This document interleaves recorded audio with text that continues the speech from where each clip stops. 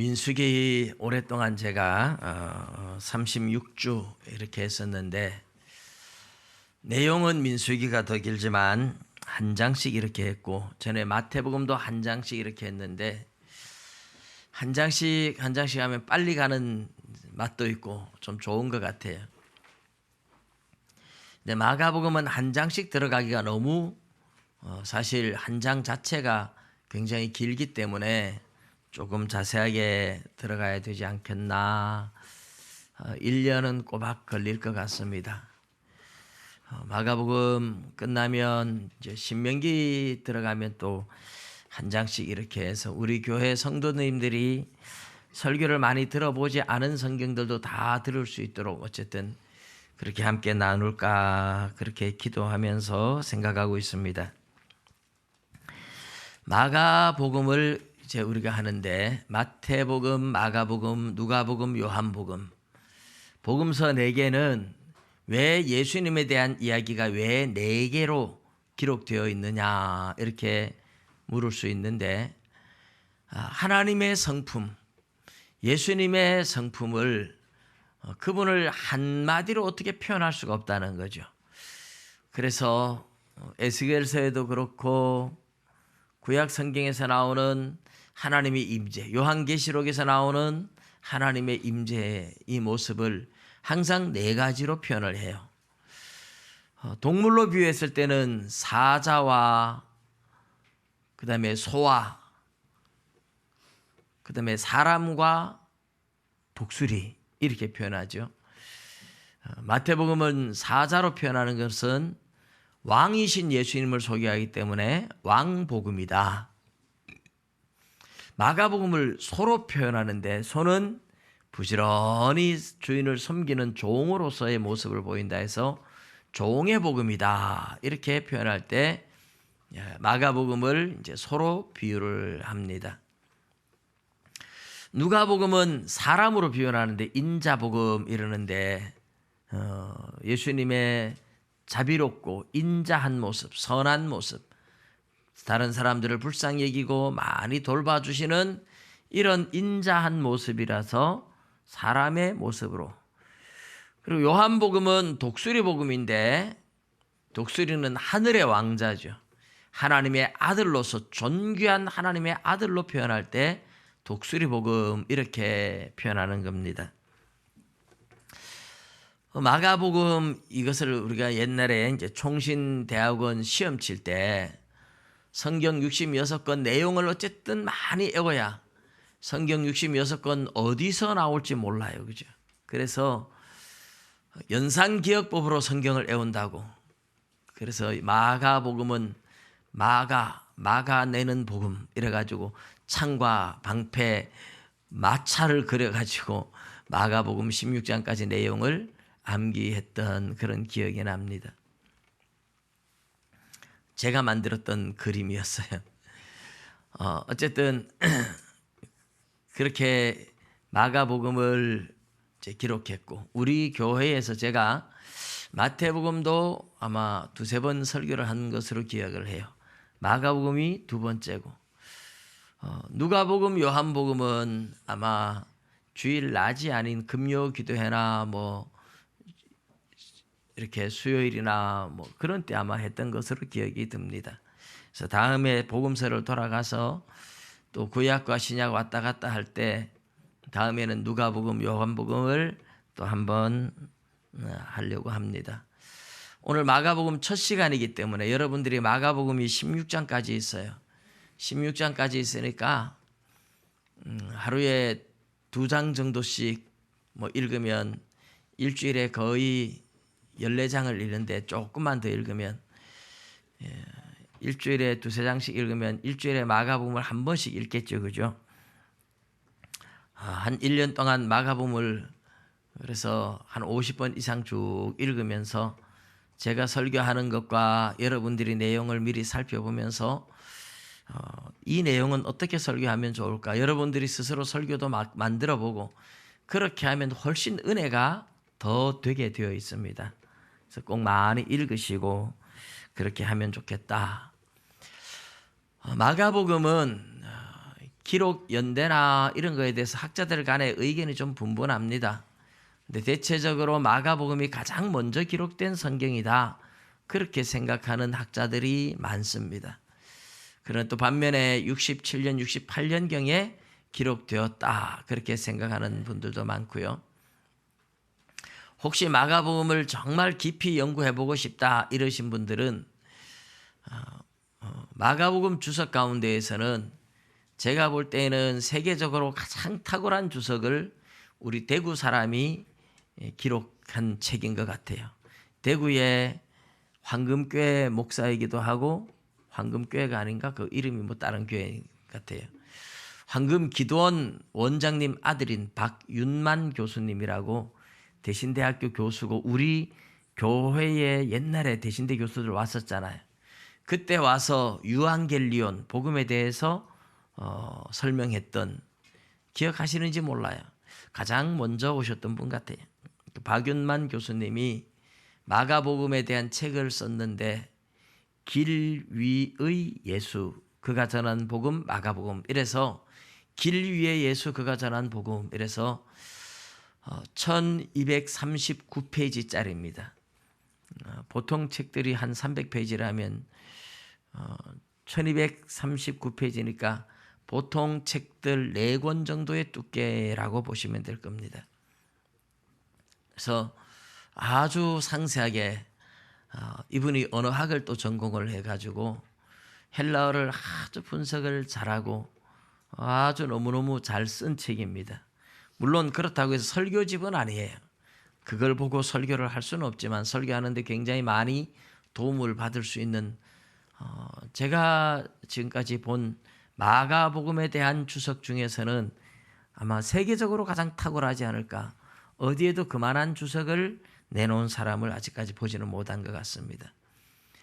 그분이 초판 출발한 게 2017년 12월 달이니까 이제 2년 정도 됐습니다. 나온 지 그렇게 오래되지 않은 책입니다. 혹시라도 마가복음을 좀 더 자세히 연구하고 알아보고 싶다 하는 분들을 위해서 제가 소개를 그냥 해드렸습니다. 이 마가복음은 마가 요한이 기록을 했다. 그래서 마가복음입니다. 마가 요한은 성경에 몇 번 등장하지 않아요. 근데 성경에 나올 때 예수님이 겟세마네에서 기도하고 잡혀가시던 날, 마가가 그 뒤에 이불을 몸에 감싸고 멀찌감치 따라가다가 잡혔어요. 그래서 급하게 도망가느라고 이불을 잡히니까, 이불을 잡으니까 이불 벗어 던지고 도망가는데 보니 빨가벗고 도망을 갔어요. 그러니까 밤이니까 자다가 그냥 이불만, 헛껍데기 이불만 걸치고 왔던 것 같아요. 그 사람이 바로 마가라고 이야기를 하고, 또 제자들이 최후의 만찬을 나누고 늘 기도하고 했던 그 집이, 그 장소가 바로 이 마가라는 사람의 집 2층, 이제 마가 다락방 이렇게 사람들이 흔히 말하는데, 옛날에는 우리 2층 3층 개념이 잘 없어서 그냥 다락방 이렇게 번역을 했어요. 근데 그냥 말 그대로 2층입니다. 2층인데 우리 이 예배당 크기의 3분의 2 정도 크기 되는, 지금도 그 집이 보존이 되어 있어요. 마가 집의 다락방에 제자들이 모여서 늘 거기서 기도하고 뭐 했다고 하는데, 그 집을 가면 아마 우리 지금 요 보이는 예배당의 3분의 2 정도 크기가 되지 않을까. 그 정도 크기 되는 그런 집이에요. 3분의 2보다도 조금 더 길이도 조금 작고 옆으로도 조금 작고 그런 집인데, 지금도 사람들이 이스라엘에 성경 지리 답사 여행을 떠나면 필수 코스로 꼭 들리는 장소 가운데 하나가 되어 있습니다.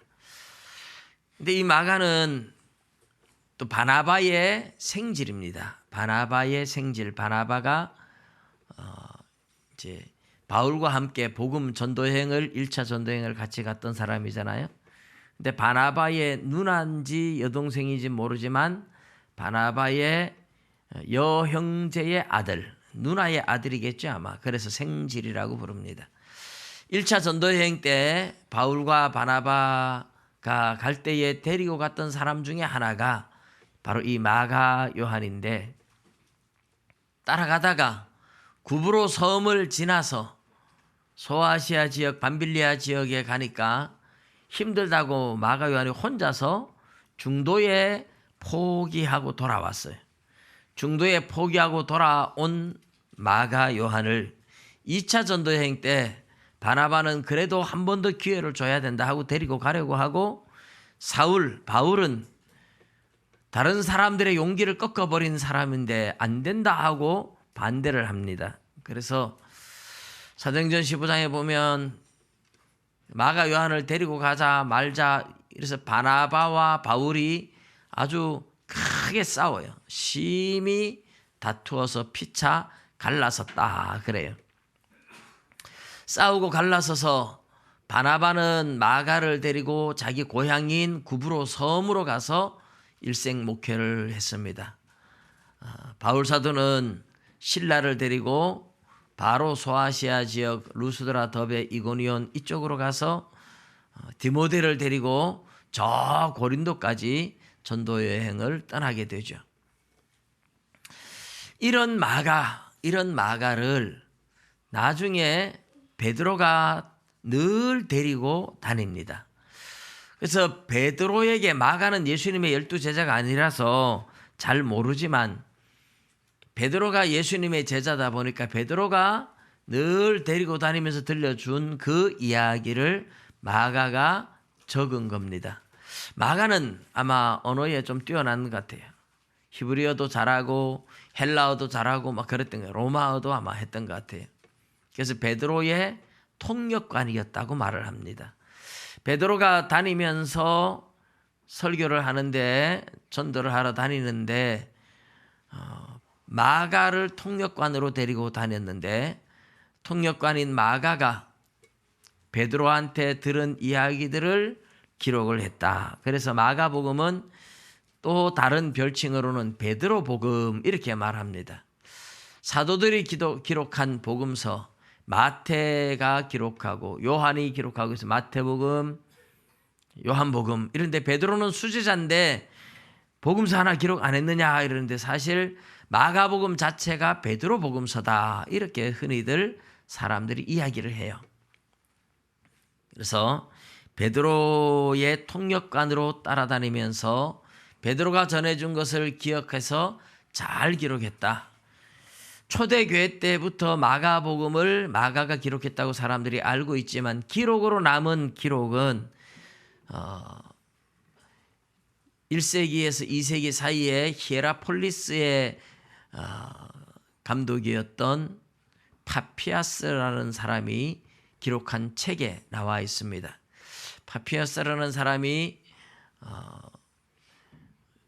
예수님의 말씀에 대한 설명, 그런 책을 썼는데 거기에 보면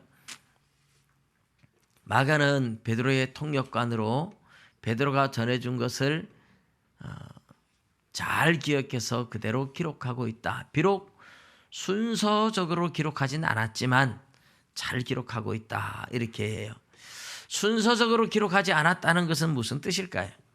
이제 마가복음에 대한 구조를 1장에서 16장, 오늘 첫 시간이니까 이 서론적인 이야기를 뭐 좀 재미없는 이야기일지 모르겠지만 조금 하면, 마가복음은 여러 가지로 학자들이 이제 구조를 분석을 합니다. 구조를 분석하는데 복잡하게 제가 구조를 다 말씀을 드리진 않고, 마태복음 구조는 기억하십니까? 제가 마태복음 하면서 전반부 마태복음 16장까지는 예수가 누구냐 하는 것을 제자들한테 가르치느라고 수많은 기적이 일어났고, 16장에 가서 예수가 하나님의 아들입니다 하는 제자들의 눈이 열려서 그 고백이 일어난 후부터는 예수님이 가야 할 십자가를 가르치다가 십자가 지고 가셨다. 그래서 16장을 정점으로 보는 그 구조, 그 구조들을 뭐 5개, 6개 이렇게 여러 가지로 이제 구조를 설명하고 다 일리가 있는 구조입니다만은 제가 말씀드린 그 구조는 제가 연구하면서 제가 그렇게 봤던 것이고 또 학자들이 그런 구조를 이야기하기 때문에 제가 보았고 은혜를 받았던 구조를 제가 설명을 드렸었는데 마가복음도 몇 가지 구조가 있습니다. 그런데 마가복음의 구조에 대해서 제가 느끼는 것과 학자들이 이야기하는 것 중에 하나를 소개한다면 마가복음은 구조가 이래요. 예수님이 갈릴리에서 하는 사역을 몽땅 모아놨습니다. 예수님이 갈릴리에서 사역하다가 예루살렘에서 갔다가 또 다시 갈릴리로 내려왔다가 또 예루살렘으로 올라갔다 왔다 갔다 했어요. 몇 번. 근데 마가복음은 1장에서부터 8장 한 21절까지는 전부 다 갈릴리 지역에서 사역한 걸 모아놨어요. 그래서 예수님의 갈릴리 사역 이렇게 표현을 합니다. 그리고 8장 22절부터 시작해서 10장 끝까지는 예루살렘으로 올라가는 길, 그렇게 마가가 기록한 내용에 보면 예수님이 길에서 올라갈새, 길에 나갈새 뭐 이런 길 위에서 일어난 사건들을 굉장히 많이 기록해요. 그래서 박윤만 교수님의 책도 길 위의 예수 이렇게 기록을 해요. 물론 광야에서부터 길이 없는 광야에서부터 갈릴리로 가고 하는 이 모든 예수님의 노정 자체를 길로 표현을 해서 길 위의 예수 이렇게 말을 하긴 합니다만은 갈릴리 사역, 그 다음에 갈릴리에서 예루살렘으로 올라가는 길에서 일어났던 사역, 이것이 8장, 9장, 10장에 나와 있습니다.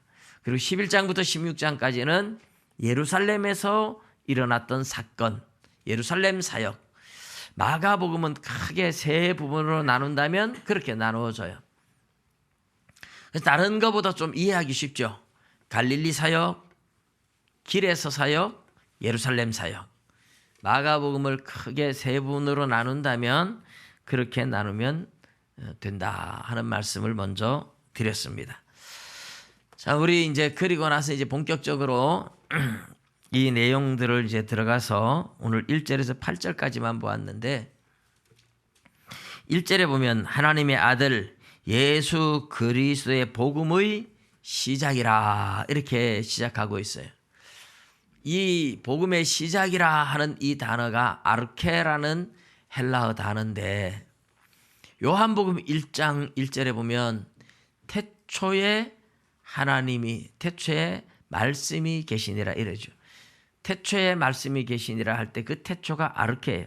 엔 아르케 엔 홀 로고스 이렇게 요한복음 1장 1절에 태초에 말씀이 계셨다. 이럴 때 아르케, 이 아르케라는 단어는 근본이다, 기초다, 근원이다 이런 의미를 가지고 있어요. 구약성경 창세기 1장 1절에도 태초에라고 나오는데 이 구약성경은 히브리어로 기록되었기 때문에 레시트라는 단어가 들어가요. 레시트, 이제 전치사가 붙어서 베레시트 이렇게 하는데 영어로는 in the beginning 이래서 처음 시작 이렇게 말해요. 처음 시작. 그래서 오늘 하나님의 아들 예수 그리스도의 복음의 처음 시작 이렇게 말을 해도 되고 복음의 기초 이렇게 말을 해도 되고 복음의 시작이다 이렇게 말을 하죠. 우리나라 말로 이렇게 번역을 했는데 이 번역이 의미하는 예수 그리스도의 복음의 시작이 뭐냐? 그럼 복음 자체가 마가복음 전체가 예수 그리스도의 복음이다 이렇게 말을 할 수 있겠죠.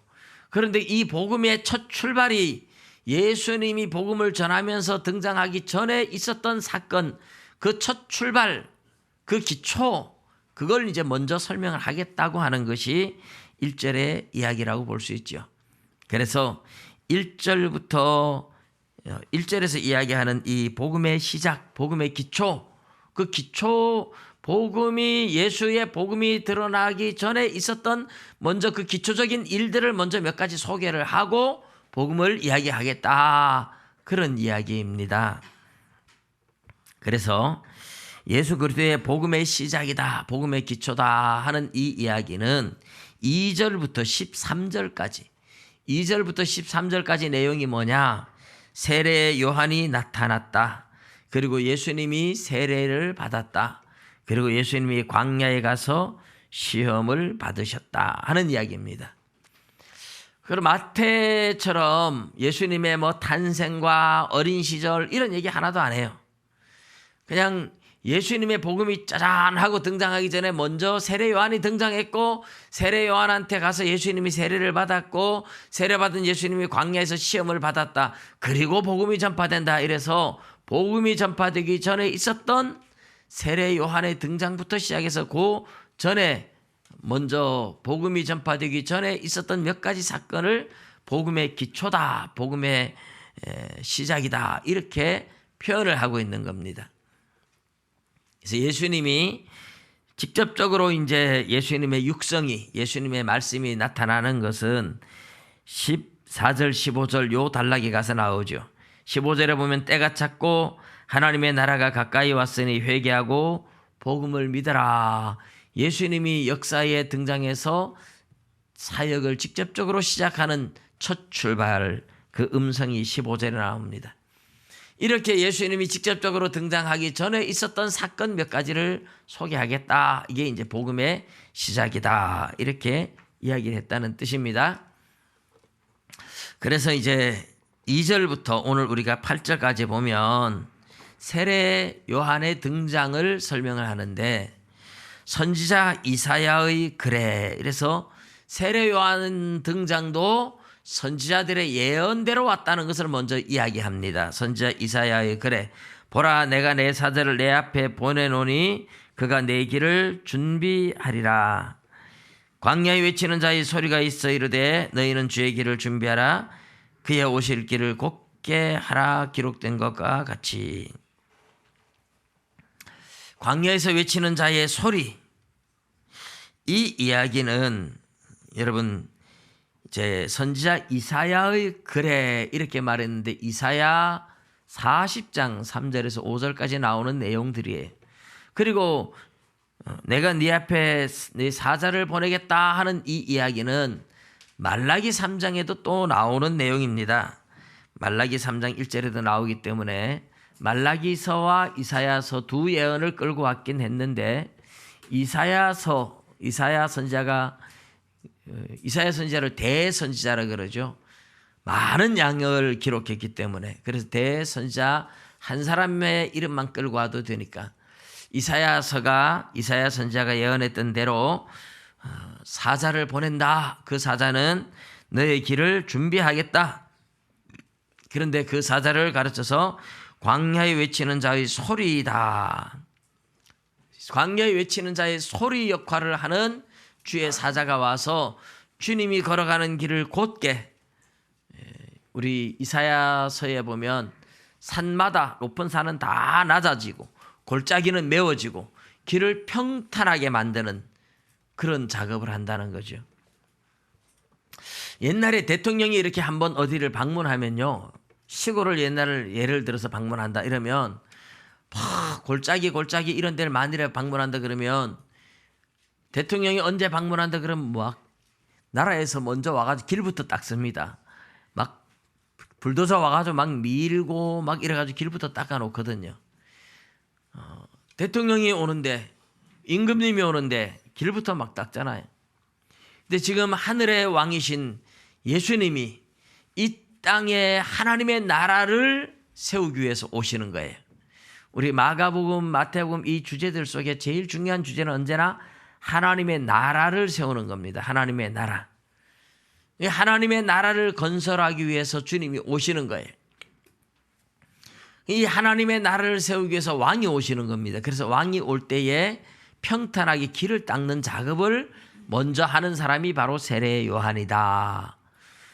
그런데 세례 요한이 어떻게 길을 닦을까요?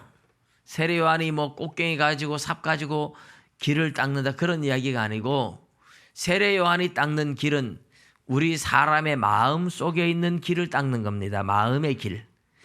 마음이 산과 같이 완악해서 이 벽과 같아서 사람들이 아무리 말을 해도 이 사람의 마음을 무너뜨리려니까 태산같이 높은 완악한 마음, 그런 마음이 있죠. 전도를 해보면 제가 이 주유소도 가까이 있어서 늘 주유소 사람들한테 전도를 하는데, 한 번은 이 기름을 넣으면서 전도를 하는데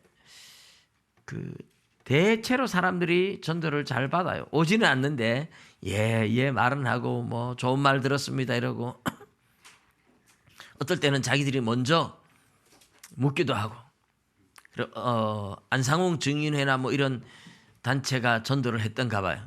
그래서 그건 안 맞죠 이러면서 저한테 또 물어오는 사람도 있어요. 말도 안 되는 소리 같더라 이러면서. 그런데 이제 최근에 한 사람이 전도를 하니까 이 사람 굉장히 마음이 태산같이 높아서 무너뜨리기가 어려운 것 같아요. 제가 복음을 전하는데 나는 부처님 믿고 천국 갈 겁니다. 나한테 말 걸지 마세요 이러면서 부처님 믿고 천국 가는 게 어디 있는데 뭐 제가 이렇게 따지면 그게 좋은 효과는 없습니다. 그래서 그냥 전하고 기도하고 전하고 말지 막 따지면 같이 따지지는 않아요. 옛날 같으면 제가 막 따지고 전도하고 했는데 그게 좋은 효과가 없거든요. 그냥 예수 십자가 복음만 전하고 받고 안 받고는 본인의 자유니까. 근데 복음을 전해보면 굉장히 강력하게 거부하는 사람들이 있죠. 그런 사람이 오히려 더 무너지기 쉽다는 이야기를 하기는 합니다만은, 복음을 전해보면서 이 사람의 마음은 태산같이 높아서 무너뜨리기가 쉽지 않겠구나 이런 느낌이 들죠. 이런 사람 마음이 너무 완악해서 복음을 전해도 쉽게 무너지지 않는 사람, 또 반대로 너무너무 상처를 받은 사람이 있잖아요. 교회 조금 다니다가 교회에서 상처를 받고 이래서 상처가 푹 파여가지고 교회 이야기도 꺼내지 말라고, 또 이런 사람들도 있어요. 상처 때문에. 이런 건 이제 골짜기예요. 그래서 이런 태산같이 높아진 사람들의 마음을 무너뜨리고 상처를 입어서 깊은 골짜기같이 상처가 있는 사람의 마음을 치유해서 메워주고, 이것이 세례 요한이 사람들의 마음을 평탄하게 만들어서 예수님이 오면 누구든지 예수님 어서 오세요 하고 받아들일 수 있도록 마음의 길을 닦아놓는 선지자가 세례 요한이다 이 말입니다.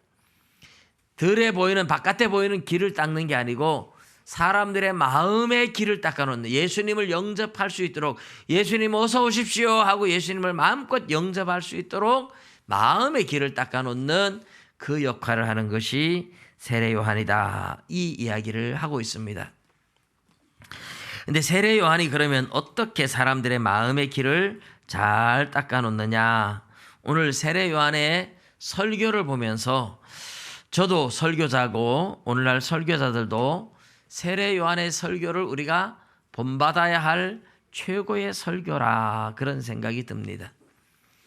세례 요한이 광야에서 메뚜기와 석청을 먹고 살았잖아요. 물론 뭐 메뚜기와 석청에 대해서 다르게 해석하는 사람들이 있습니다. 메뚜기라는 이 단어가 히브리어로 쥐엄나무라는 그 단어와 메뚜기라는 단어가 똑같은 단어입니다. 그래서 영어로도 쥐엄나무를 메뚜기 나무라고 로커스 트리라고 이렇게 불러요. 로커스 트리, 쥐엄나무 열매 먹고, 정말 쥐엄나무 쉽게 생각하면 여러분 우리나라의 아카시 나무입니다. 아카시 나무 꼬투리가 콩꼬투리 같이 이렇잖아요. 딱딱하잖아요. 쥐엄나무가 우리나라의 아카시 나무나 자귀 나무하고 거의 비슷해요. 제가 볼 때는 그냥 어떤 사람은 아카시 나무를 보고 쥐엄나무라 그러고, 어떤 사람은 자귀나무과에 있는 우리나라 자귀나무하고 꽃은 좀 달라요. 잎이나 모든 게 거의 흡사한데 꽃이 우리나라 것보다 훨씬 화려하고 이쁜데 생긴 거나 열매는 똑같아요. 근데 이제 열대지방이라서 훨씬 커요. 이 쥐엄나무하고 메뚜기하고 하브루라는 히브리어 단어가 똑같으니까 영어로도 메뚜기를 로커스라고 하는데 쥐엄나무도 로커스 트리, 메뚜기 나무 이렇게 불러요. 단어가 똑같으니까 메뚜기와 석청을 먹었다 하는데, 이 광야에 메뚜기가 바람이 몰고 와서 한 번씩 오면 모르지만 평소에 메뚜기가 없다는 거죠. 그래서 쥐엄나무 껍질 먹고 쥐엄나무 열매 먹고 그렇게 사니까 정말 영양가도 없고, 여러분 우리가 콩잎이나 꼬투리를 먹고 산다고 생각해 보세요. 그 소나 먹지 사람이 먹을 게 안 되잖아요. 그런데 그런 걸 먹고 살았다. 석청은 사실 뭐 오늘날 말하면 완전 웰빙 식품 아닙니까? 그런데 이 오아시스에 사실 벌들이 꿀을 모아놓고 그러지도 않아요. 근데 거기에 이제 대추야자, 종려나무들이 대추야자가 익으면 감이 홍시가 되면 물처럼 흐르듯이 이 대추야자가 완전히 익으면 농해가지고 그 물이 떨어지는데, 감은 초가 되지만 이거는 초가 안 돼요. 대추야자가 완전히 익어서 농해서 떨어진 것은 꼭 꿀하고 똑같아요. 맛도 꿀처럼 달고 꿀처럼 이렇게 그 끈적끈적하고, 그게 종려나무에서 이제 익어서 열매가 밑에 떨어져서 바위 틈에 이제 있으면 그걸 보고 이제 꿀이라고, 석청이라고 부르는 거죠. 그런 걸 찍어 먹고, 말하자면 먹는 거는 정말 생명만 부지할 만큼 근근히 먹었다. 너무너무 검소하게. 거기다가 낙타 털옷을 입었어요. 털옷을 입는데 너무 덥지 않을까? 예. 그런데 이 이스라엘의 선지자들이 입는 옷의 특징은 항상 이런 낙타 가죽이나 이런 걸 걸쳤어요. 그래서 이게 선지자의 표시입니다. 그리고 가죽띠를 띠고, 그러니 누가 봐도 선지자의 모습이기도 하지만 너무너무 검소하고 청빈한 생활을 하는 거죠, 세례 요한이. 그래서 사람들이 세례 요한의 모습만 봐도 와, 뭔가 있다 이렇게 생각돼요. 여러분 오늘날 이렇게 목사님들을 바라볼 때 어떤 목사님들이 더 존경받을까요?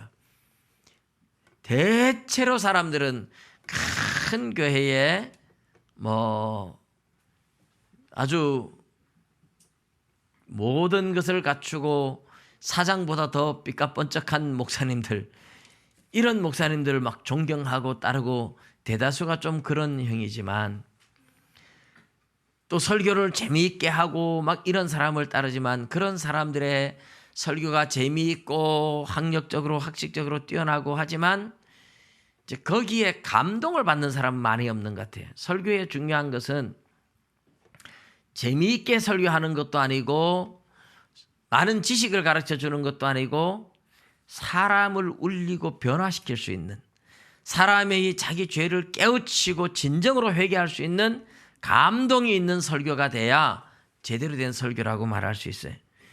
근데 사람들이 아주 화려하게 사는 목사님을 보면 부러워할지언정 내면으로 진짜 존경하지는 않는 것 같아요. 진짜 존경했던 사람이 누굽니까? 두레교회의 그 김진홍 목사님. 지금은 또 이제 그분도 막 큰 교회 뭐 원로 목사님 되고 이래서 옛날하고 전혀 다르게 인식을 합니다만은, 옛날에 빈민촌에 가서 그 빈민들과 함께 너무너무 어렵게 살아갔을 때에 그분의 책이 정금같이 나오리라, 새벽을 깨우리라 하는 책이 나올 때에 얼마나 사람들이 막 존경을 하고 따르고 했는지 몰라요. 그래서 여기저기 교회도 두레교회 이래 생겼습니다. 무슨 말이냐 하면, 겉으로 돈 많고 화려한 것을 사람들이 부러워하고 추종은 하지만 내면으로 존경하지는 않는 것 같다. 근데 진짜 내면으로 존경하는 건 김진홍 목사님 그랬듯이 그 빈민들 속에서 그들을 붙잡고 눈물로 기도하며 사랑하며 살아가는 그런 사람, 그런 사람의 영성, 그런 거를 사람들이 더 존경을 하고 있다라는 거죠. 근데 세례 요한이 어떤 모습이에요?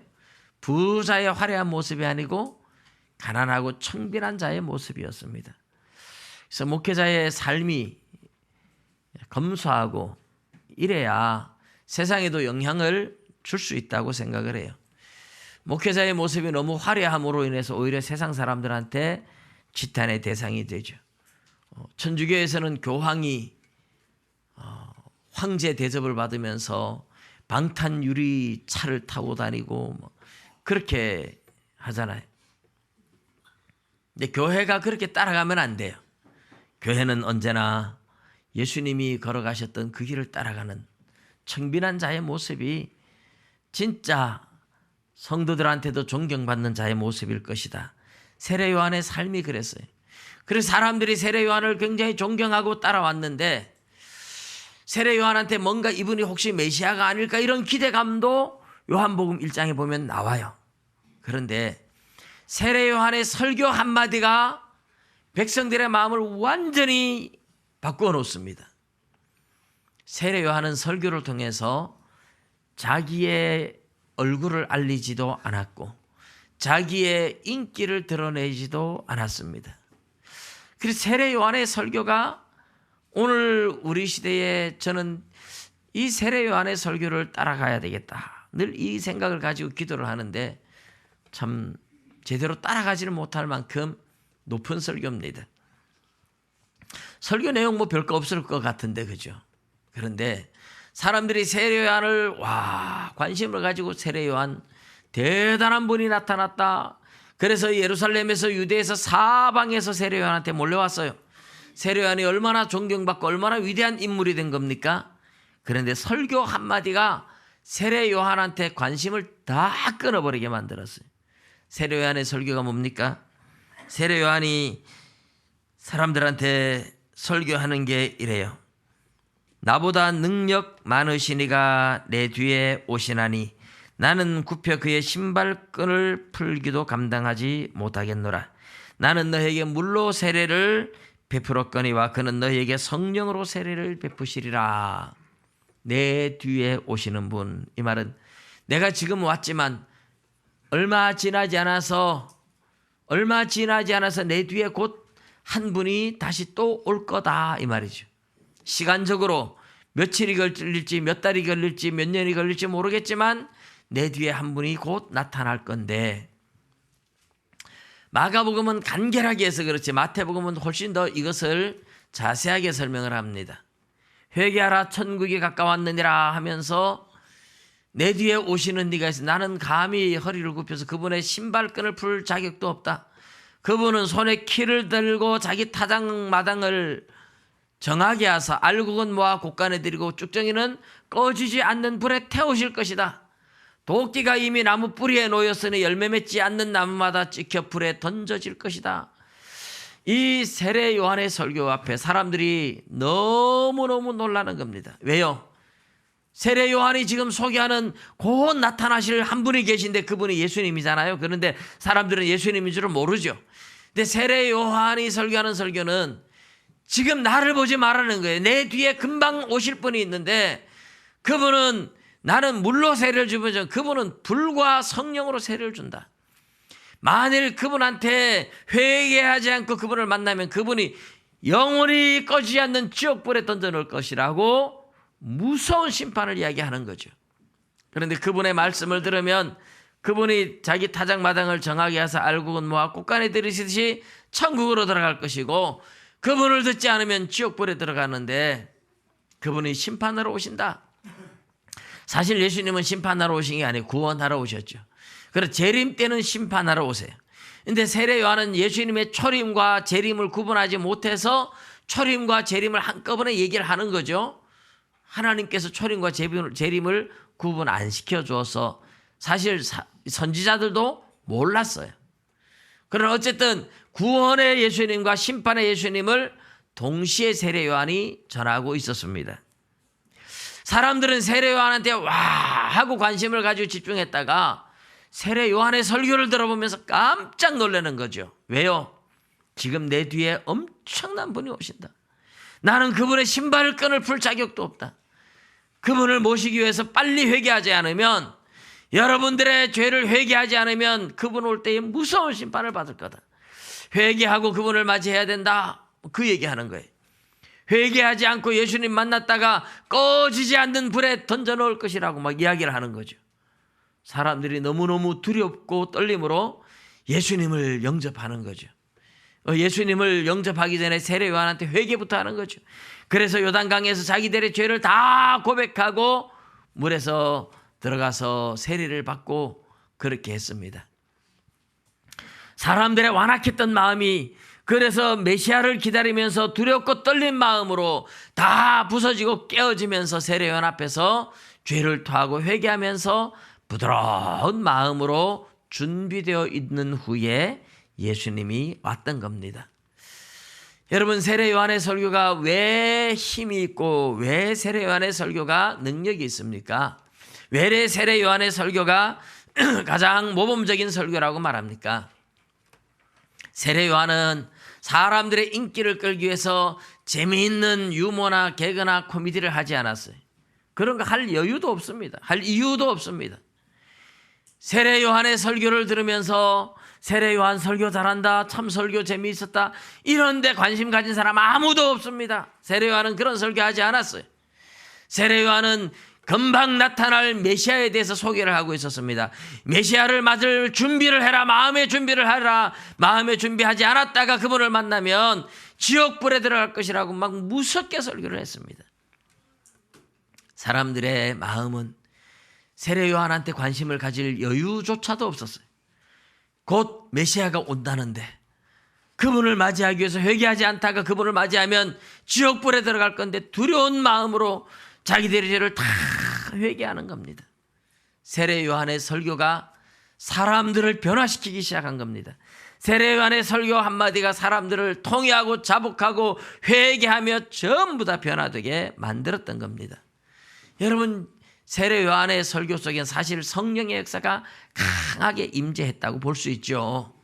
우리나라의 저 북한 원산에서 시작했던 부흥운동이 1907년 1월 달에 평양 장대현 교회에서 엄청난 부흥의 역사가 일어났고, 그 평양 장대현 교회에서 일어났던 부흥의 역사가 대구에 도착하기까지 2달 걸렸습니다.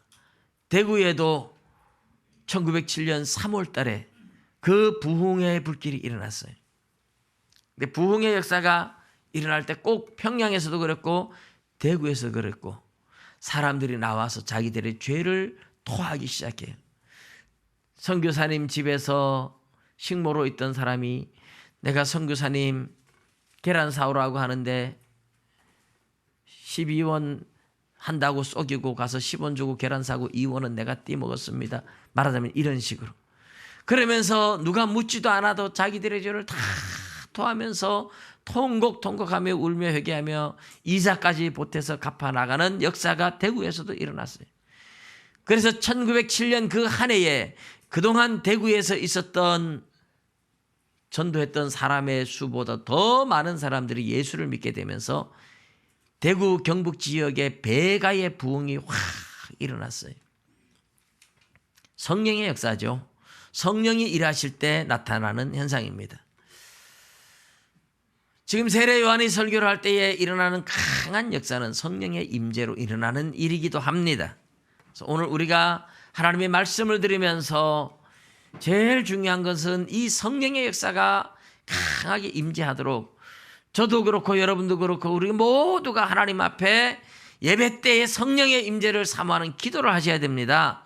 기도를 하셔서 성령의 임재가 임하도록 기도해 주시길 바랍니다. 그게 능력 있는 설교예요. 또 설교 내용 자체가 세례 요한은 자기를 드러낸 것이 아니라 내 뒤에 오실 예수님을 아주 소개를 잘했어요. 사람들이 그 예수님을 만나기 위해서 두렵고 떨린 마음으로 회개하지 않을 수가 없었고, 회개한 사람들은 그분을 너무너무 사모하고 기다리게 만드는 설교를 했던 겁니다. 오늘 여러분, 우리가 세례 요한의 설교를 보면서 우리가 전도할 때도 마찬가지라고 생각을 해요. 내가 전도하는 전도를 들으면 사람들의 마음에 와, 예수 믿는 게 그렇게 좋나? 나도 예수 믿어 보고 싶다. 나도 교회 따라가고 싶어. 이런 마음이 막 불같이 일어나도록 전도하는 게 제일 좋습니다. 그런데 전도할 때에 예수 믿으면 부자 된다 이렇게 거짓말 치면 안 돼요. 한국 교회가 이런 거짓말로 전도를 많이 해가지고 오히려 부작용이 많이 일어났습니다.